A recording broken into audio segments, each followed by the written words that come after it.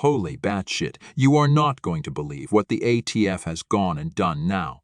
Hold on to your sporting rifles. This is going to piss you off to no end. I want all the law-abiding folks to sit and imagine this for a moment. You are a responsible person. You show up at work to put your hours in when out of the blue your boss calls you to their office. You are asking yourself, hell, son, what does he want? I'm a good worker and never give anyone any smack. Nonetheless, you make your way to their office. Once you enter the office, you are met by ATF agents there to arrest you with a warrant. Well, I guess that's better than being shot in the head like they did the airport director and broke policy by not wearing body cams for transparency. But I digress. How would you feel at that moment?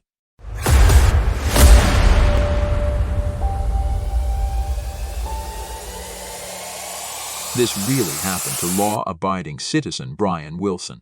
When a drug task force comprised of officers from West Columbia, South Carolina, and the ATF took him into custody in front of his co-workers and employer after accusing him of trafficking guns and drugs, Wilson protested his innocence to everyone from the cops who arrested him to the judge who formally charged him, but those pleas fell on deaf ears until a federal public defender was assigned to represent him, started to dig into his story, and realized that Wilson was telling the truth. It turned out there was one person in the courtroom who believed him, Jenny Smith, his court-appointed federal public defender.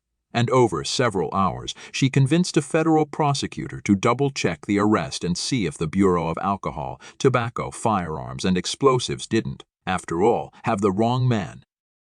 After more investigation that day, the feds realized they had blown it. The feds had indeed arrested and lied about this man. They made a motion to drop all charges against Wilson. Federal prosecutors apologized. U.S. Attorney Adair Burrows apologized. Federal Judge Joe Anderson quickly granted a motion to dismiss the charges with prejudice, meaning they cannot be brought again. No one has ever explained how the mix-up happened. Imagine that, will you? It apparently was not a case of mistaken identity, but a fabricated story. At that hearing, a law officer falsely told the judge that ATF had been watching Mr. Wilson for 13 months and then listed dates the ATF falsely claimed he sold drugs. The agent also falsely told the judge that the government had Mr. Wilson on tape committing these crimes, the lawsuit Wilson filed said. After the hearing, Wilson continued to tell his lawyer there had been a mistake. The lawyer pressed the issue with federal prosecutors, and after several hours, the mistake was acknowledged. Wilson was freed. You think this can't happen to you? I would bet my sporting rifle it could, and the agents would fabricate charges to do so. Look, folks, this is not a one-off thing here.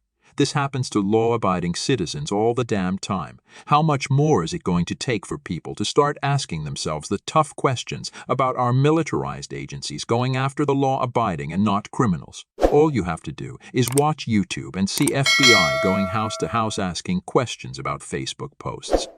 Do they really have no criminals to go after?